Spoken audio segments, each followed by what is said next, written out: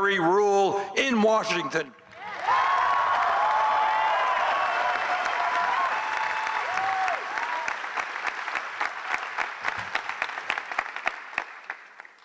Four years ago in America, we had the lowest voter turnout in this country since World War II. A lot of working people didn't vote, people of color didn't vote, and young people did not vote in very strong numbers. In fact, throughout this country, almost 2 out of 3 Americans didn't vote. But meanwhile, the Koch brothers and other billionaires poured hundreds and hundreds of millions of dollars into ugly 30-second political ads. And the result was that Republicans won the House, the Senate, governor's chairs all across this country. In 2014, we had the lowest voter turnout in modern history. In 2018, we must have the highest voter turnout in a midterm election.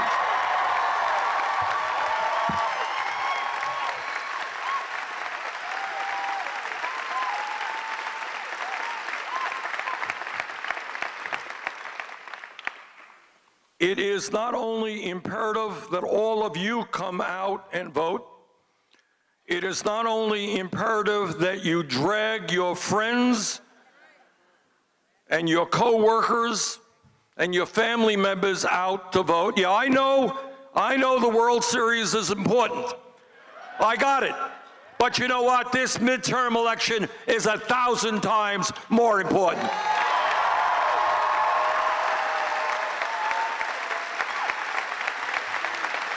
So tell your friends and your family to turn off the damn television and come out and fight for democracy in this country.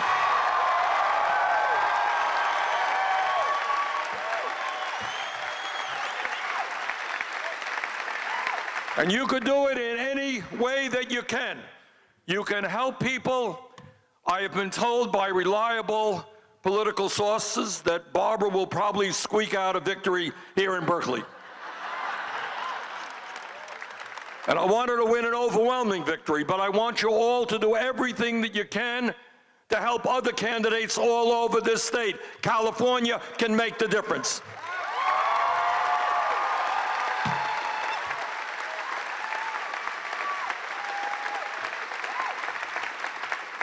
And I just want to echo what Barbara said about the terrible tragedy we're reading about in Pittsburgh. All of you will remember.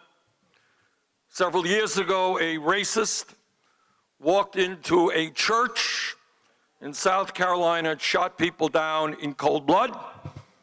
Today, a racist, as we understand it, walked into a synagogue in Pittsburgh. If this country stands for anything, it has got to stand for the right of people, whether they are Christian, Jewish, Muslim, whatever they may be.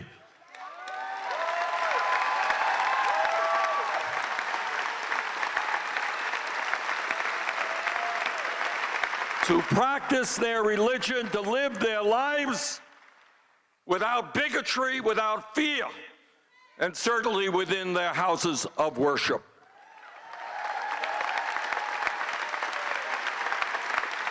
So the 2 lessons of Pittsburgh is Barbara is right. We've got to stand up to the gun lobby, and we need common sense gun safety legislation. Guns should not be in the hands of people who should not have them.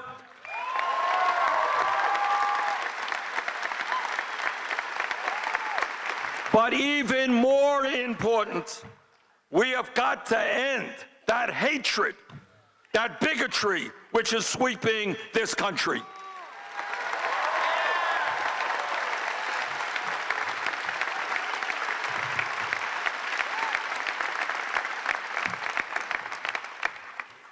Like Barbara, I have also been running all over this country. In fact, today is the last day of a 9-state sweep that we have been on.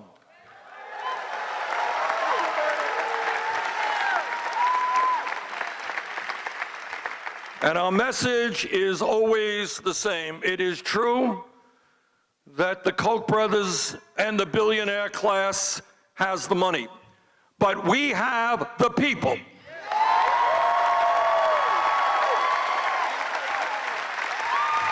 And when people stand up and fight back, we win.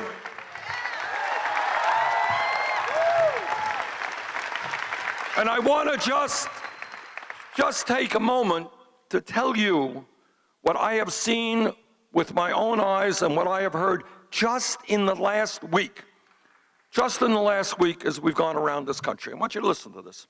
We were in Indiana a few days ago, and we were sitting down with workers who had worked at Honeywell Corporation and some other corporations in Indiana.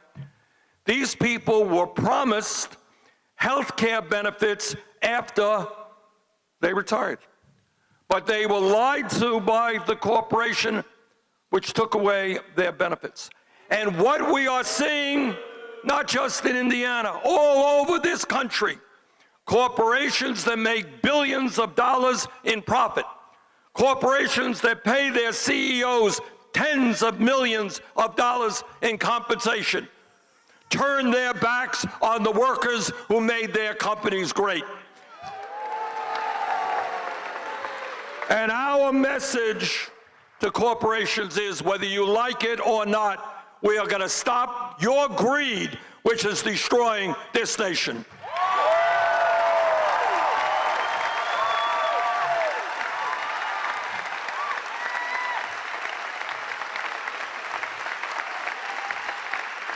And then I was in Iowa, sat down, we do large rallies, but before the rallies, we sit down with some folks. We sat down with a group of people, mostly women. And I talked to a woman, I would guess in her late 20s, a single mom. And she said, Bernie, for 7 years, I have been working at a job as a single mom, and I make $8 an hour.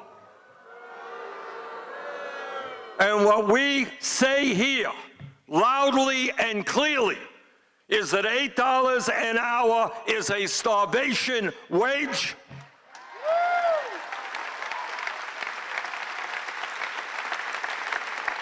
That it is not too much to ask that in America, if you work 40 hours a week, you not live in poverty.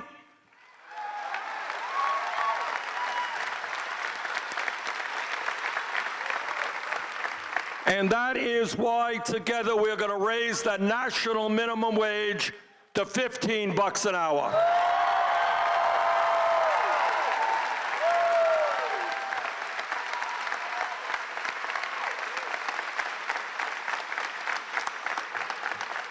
Then I went to Colorado, a very beautiful state.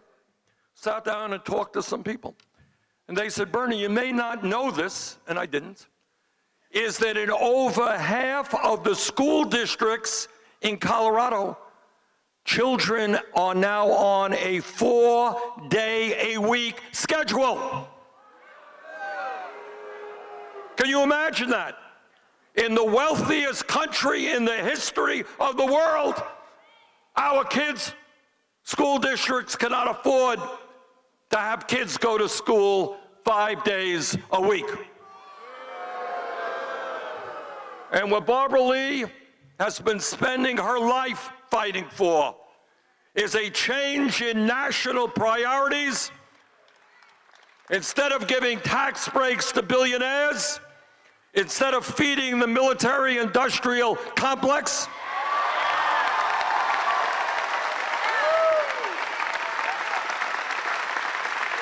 we're going to make sure that our schools, our public schools, are the best in the world.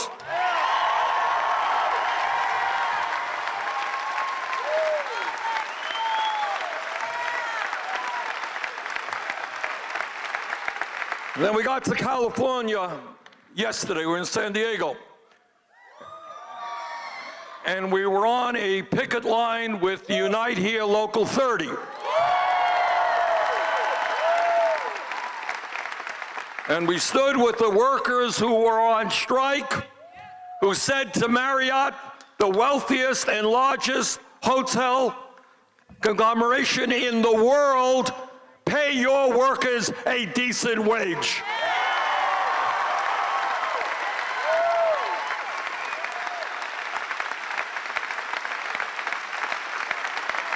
And last night we were in Oceanside, and we were at Maricosta Community College, beautiful campus. And before we went on to do the rally, and it was a great turnout there, but before we did the rally, spoke to an administrator at the school. And she said, Bernie, you may not know this, but we have a food pantry on campus. I said, what does that mean? Why do you have a food pantry on campus? Because many of the students at that community college are food insecure. They don't know where they're going to get their next meal, and many of them do not have housing. They live in temporary housing, sleeping on people's couches. Can you imagine that in the year 2018, we have college students who are hungry and do not have permanent housing? And that is what this election is about.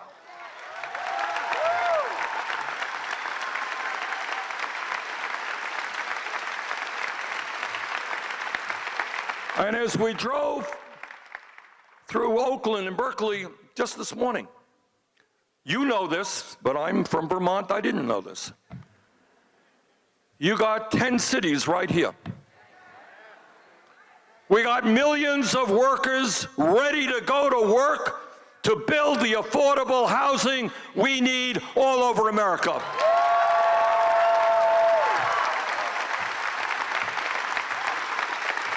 This is America. We don't need veterans and working people sleeping out in the streets.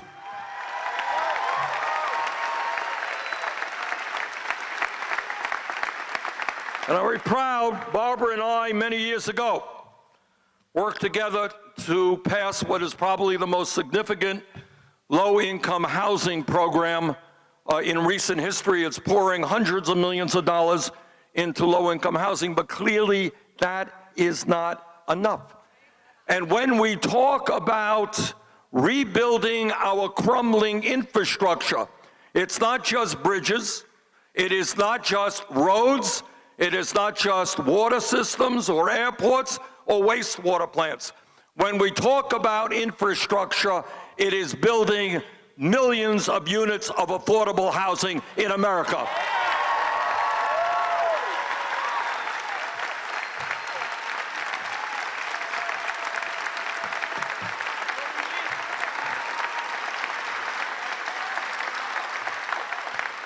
Just in my own state, there was a poll that was done recently. The results surprised me. We asked people in Vermont, it's true all over the country, what is the most significant financial stress that you are facing?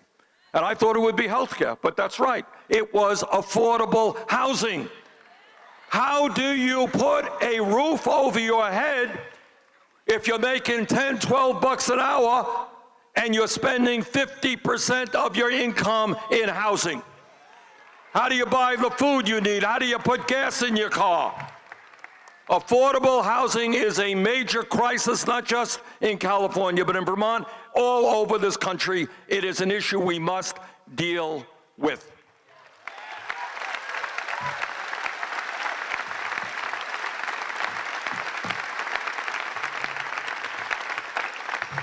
Now, I know that Donald Trump is not terribly popular in the state of California. Thank you, California.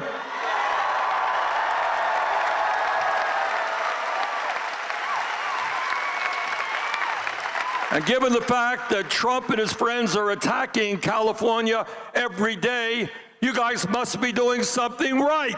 Thank you, California.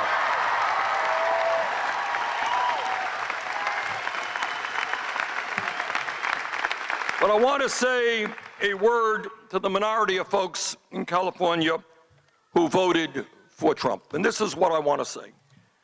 During his campaign in 2016, Trump said a whole lot of things which on the surface sounded reasonable. The only problem is that this guy is a pathological liar.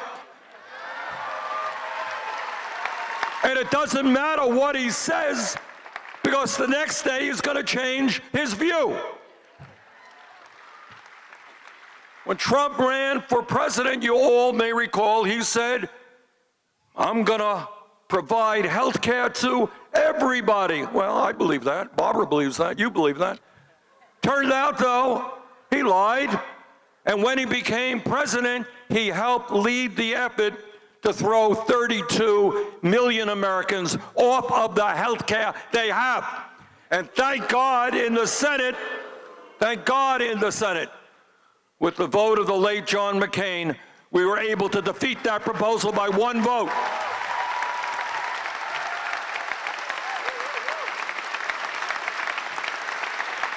During his campaign, Trump said that we have got to take on the pharmaceutical industry and lower the cost of prescription drugs. He's right. That's what we should do. Unfortunately, he lied again, and over the last 2 years, prescription drug costs in California and throughout this country have soared. Now, I know just the other day, 8 days before an election, he came up with his idea about how to deal with the high cost of prescription drugs. And if you believe that he will carry that out, we got a great bridge in Brooklyn to sell you. And during his campaign, Trump said to the people of Vermont and California, he said, look, I'm a different type of Republican.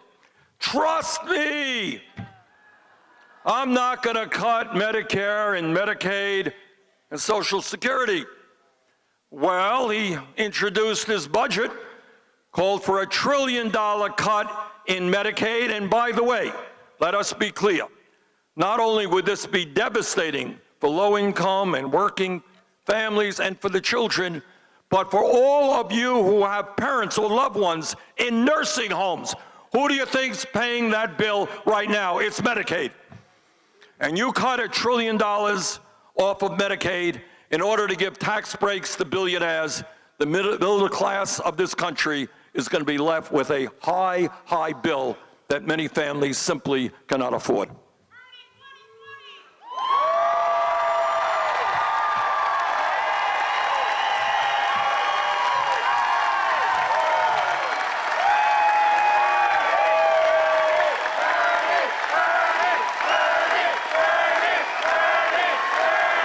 Thank you.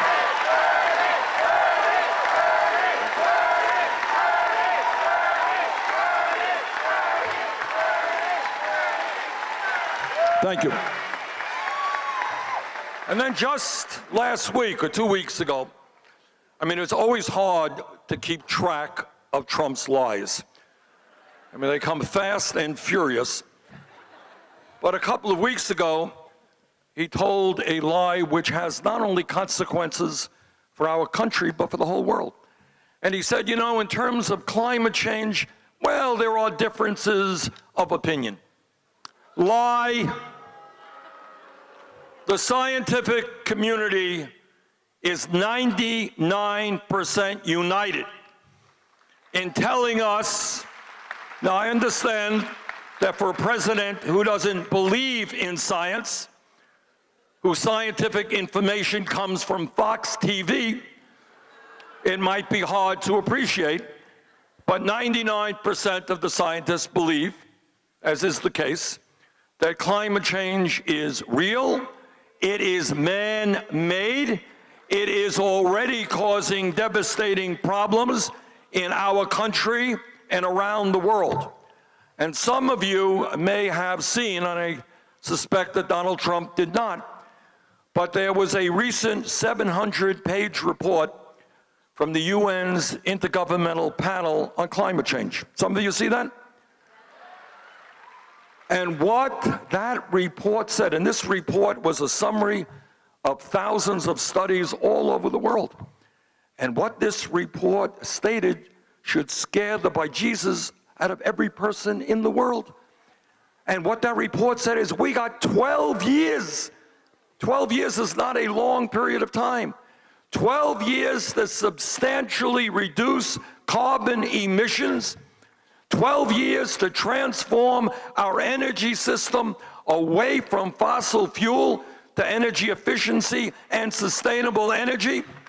12 years in order to make sure that we leave to our children and our grandchildren a planet that is healthy and is habitable.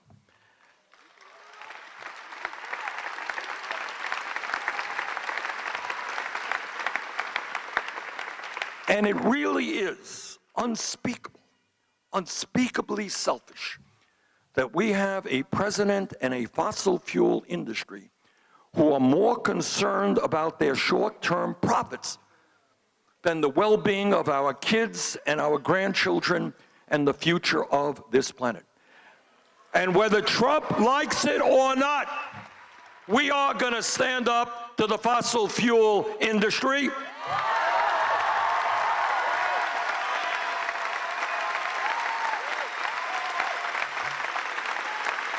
We know that this issue is not only a climate change issue. You want low-cost electricity? Let's move to solar in a very aggressive way.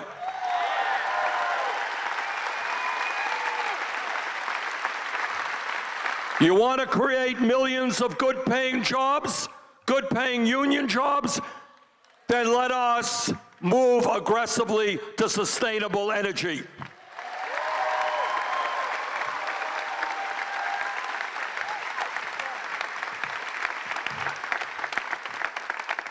Donald Trump, likes to consider himself a tough guy, really tough guy. He is so tough that he has allowed his agents at the southern border to rip little babies out of the arms of their mothers. And we say to Donald Trump, that's not being tough, that is moral cowardice. And we say to Donald Trump, if you're such a tough guy, why do you collapse in front of Vladimir Putin, who's trying to destroy American democracy?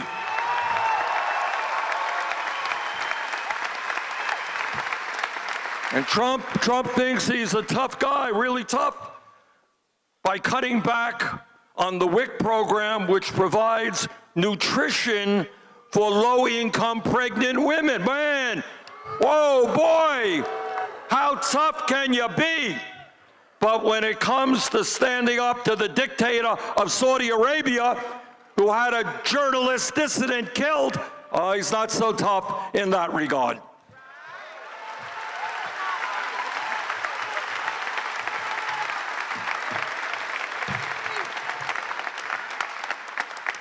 And let me take a moment now to thank the millions of people, I guess your state is so large that we use different numbers, who helped us out in the 2016 Democratic presidential primary.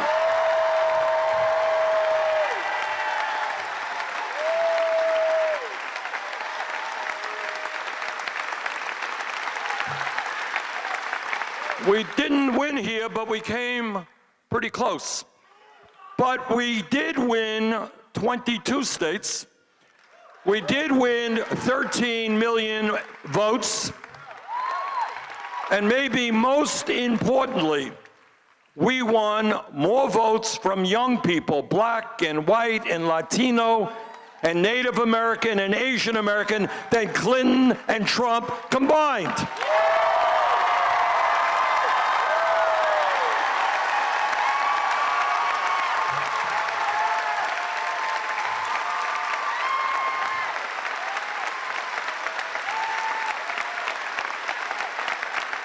And as a result of your help and the help we received all over this country, turned out that the ideas we were talking about 3 years ago here in California, which seemed so radical, so fringy, so extreme, they are now part of the mainstream conversation.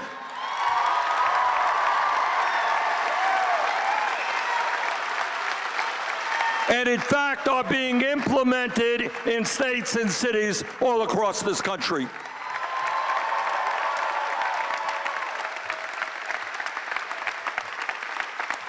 Three years ago, we said that if we don't get our act together, this country is going to become an oligarchy with a handful of billionaires controlling our political and economic life, and the American people are catching on. Whether you're conservative or progressive, you understand that we cannot continue a corrupt campaign finance system that allows billionaires to buy elections.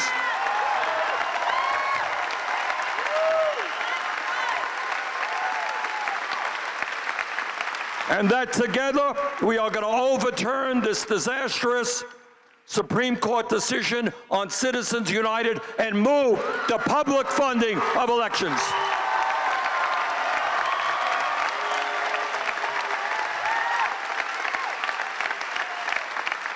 And overwhelmingly, the American people understand that when you have three of the wealthiest people in America, three people owning more wealth than the bottom half of our population, when you got the top 1/10 of 1%, 1/10 of 1% owning more wealth than the bottom 90%,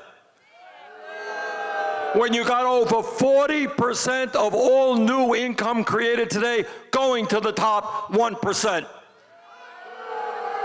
The American people understand that it is a moral imperative that we deal with this obscene level of income and wealth inequality.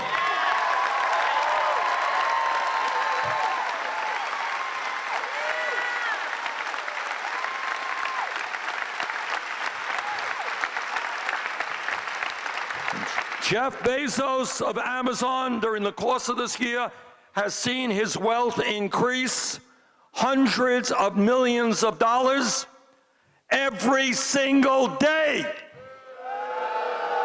And yet we have people sleeping out on the streets of Berkeley. We are going to change those priorities. We are not going to give tax breaks to billionaires and large corporations. We're going to demand that they start paying their fair share of taxes.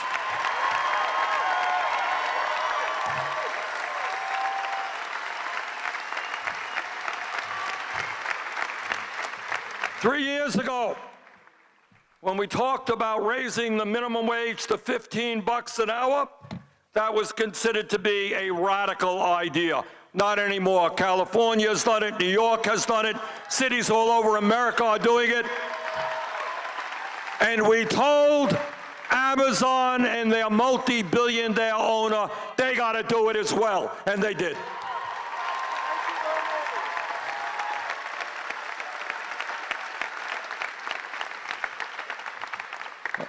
And a few years ago, when we said that in this moment in American history, when almost all of the new, decent-paying jobs require a higher education, college, or post-high school training, and we said that we have got to make public colleges and universities tuition-free,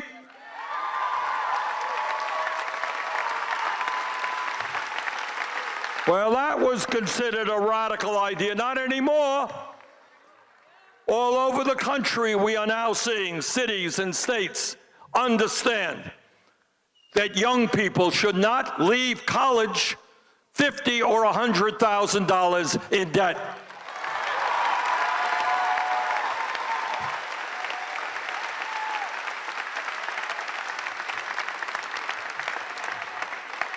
And maybe the most important issue where we have achieved real success.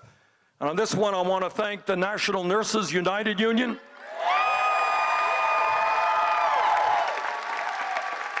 Three years ago, we said that health care is a right, not a privilege.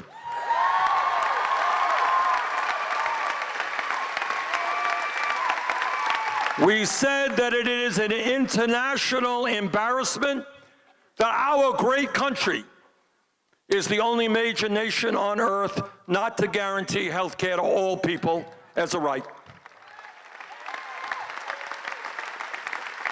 I live 40 miles from the Canadian border in Burlington. They got health care for all. Europe has health care for all. If every other major country on earth understands that health care is a human right, here in the United States, we are going to do the same.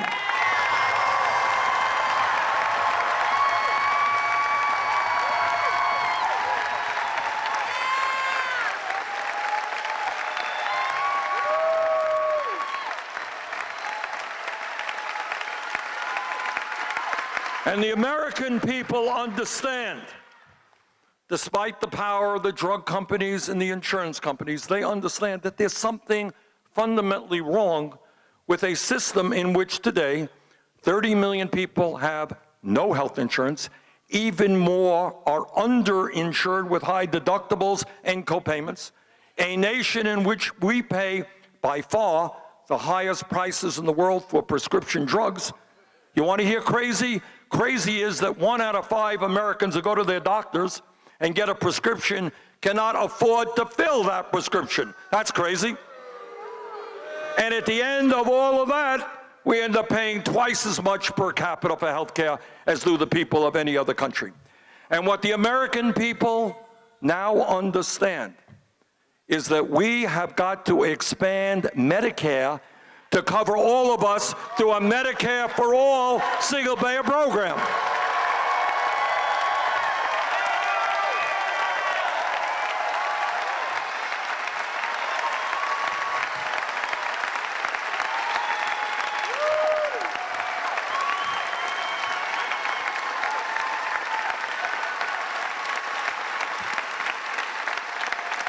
Think about what it means to your life that when you or your kids get sick, you go to the doctor when you have to go to the doctor and not worry about the cost of that visit.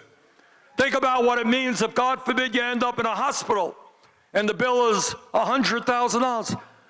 You don't have to worry about financial ruin for your family. You got to worry about getting well. And all over this country in the last 3 years, people have been thinking about just these issues. The last poll that I have seen just came out the other day.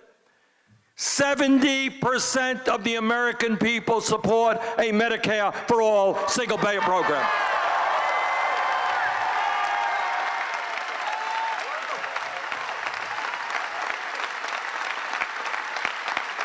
When I introduced that bill in the Senate a few years ago, we had one great sponsor, me. This time we have 15 co-sponsors.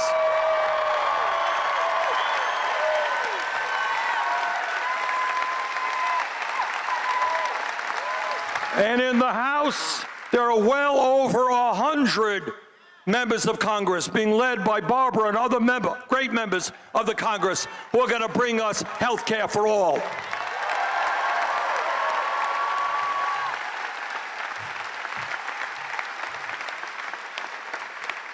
And when we talk about the important issues facing America, I have a hard time dealing with my right-wing colleagues who tell us that they want to see government get off the backs of the people. They want to see deregulation of everything.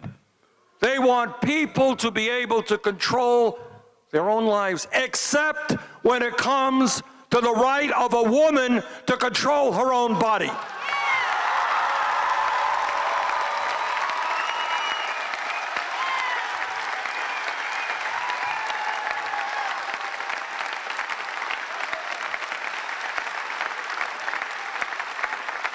So we say to those hypocrites, get the government out of the bodies of the women of America.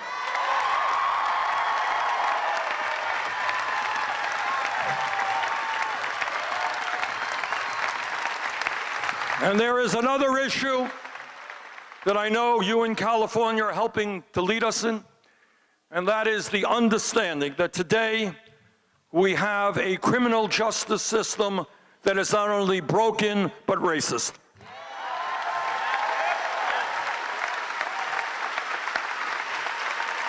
And we know that there is something profoundly wrong when we have more people in jail in this country, disproportionately African American, Latino, Native American. We have more people in jail than China or any other country on earth.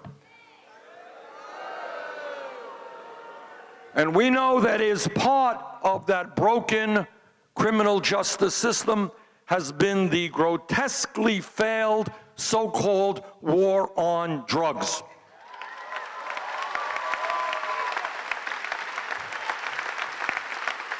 God only knows how many hundreds of thousands of lives have been ruined by people who receive police records for the possession of marijuana.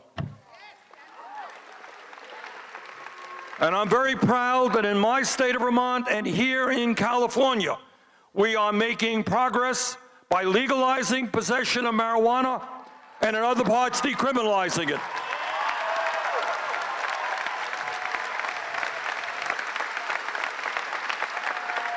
Many of you may not know this, but when we talk about criminal justice, as we speak, out of the 2 million people who are in jail, 400,000 of those people are in jail for the crime of being poor and not being able to afford cash bail. In other words, we still have, for all intent and purposes, debtors' prisons in the United States of America. And I congratulate California for helping to lead the effort to do away with cash bail.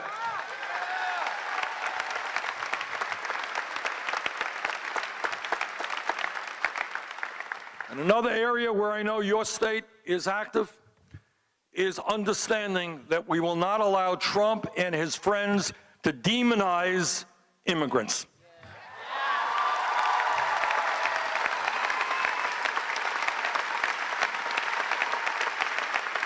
And for me, this is a bit personal, because I am a first-generation American. My dad came to this country from Poland at the age of 17 without a nickel in his pocket and very little education. America welcomed him.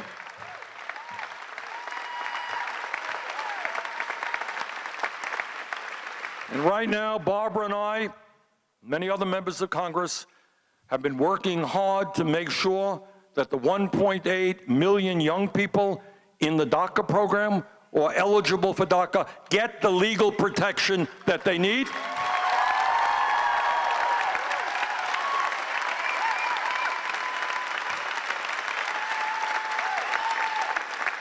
And more important, that this Congress passes comprehensive immigration reform and a path towards citizenship for the undocumented in America.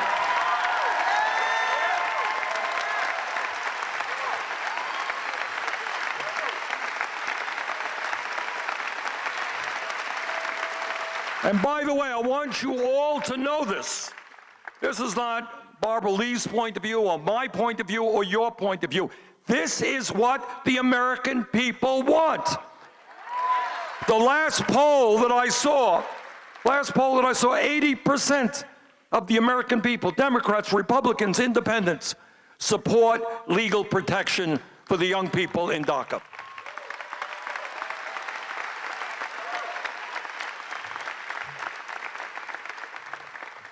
Brothers and sisters, my disagreements with Trump are many. They deal with the economy and tax breaks for billionaires. They deal with health care and his desire to throw 32 million people off the health insurance they have. Deals with the environment and his refusal to acknowledge the reality of climate change. It deals with women's rights and is pushing hard to take away a woman's right to control her own body. Deals with immigration. You name the issue. But there is something that goes even deeper in Trump that I detest. And that is that historically in this country, when you have a president whether that president is conservative or liberal, that president understands that his sacred duty as a president is to bring our people together, not divide us up.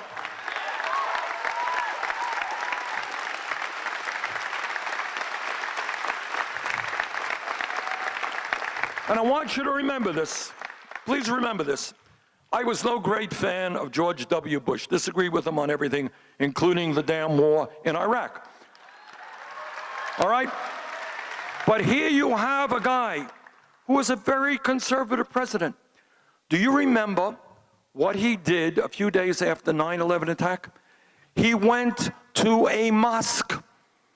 George W. Bush, President of the United States, went to a Muslim mosque. And what he said to the American people is, criminals and terrorists attacked our country, not the Muslim people.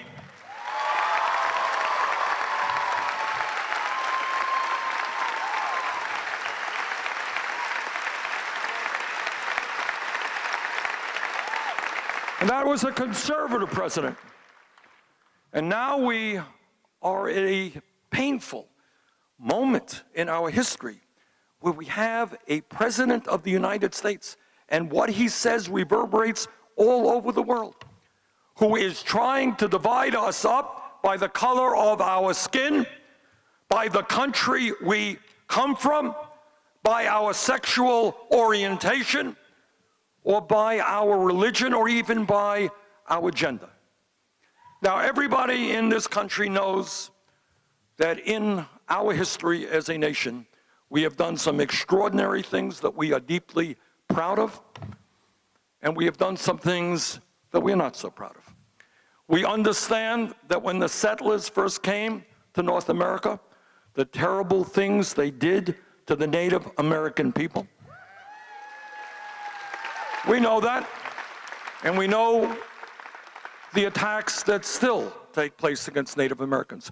We all know the abomination of slavery and segregation and racism. We know that 100 years ago in America, please don't forget this, women did not have the right to vote. They were third-class citizens.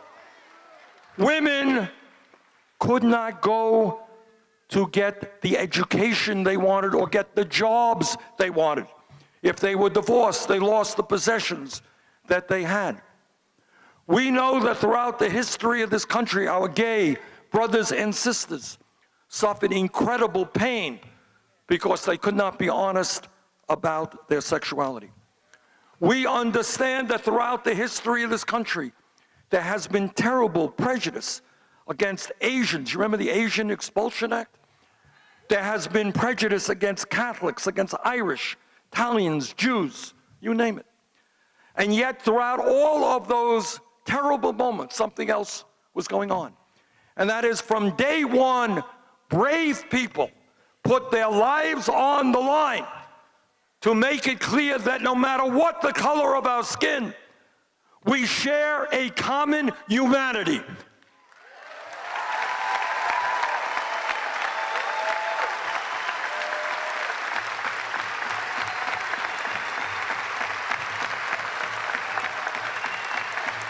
That all of us, whether we're black or white or Latino, Asian, Native American, whether we're gay or straight, male or female, all of us have a vision that we want our kids to have a good education, to breathe clean air, to have a good job, to live in a world of peace, not war. That is our vision.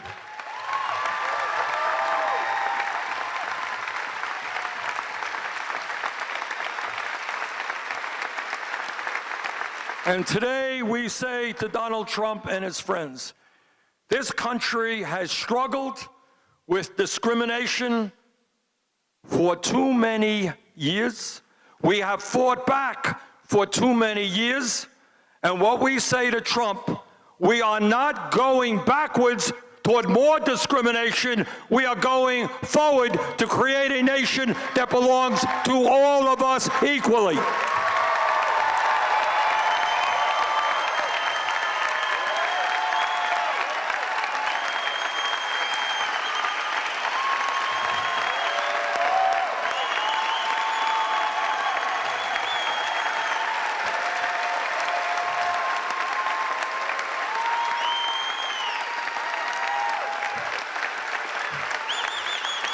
Brothers and sisters,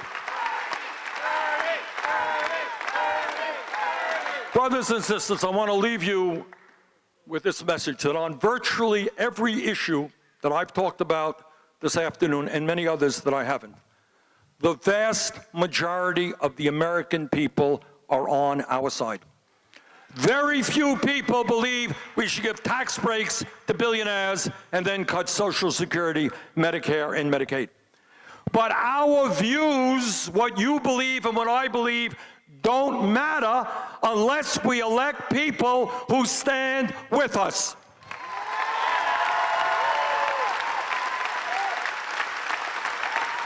Next week, the most important midterm election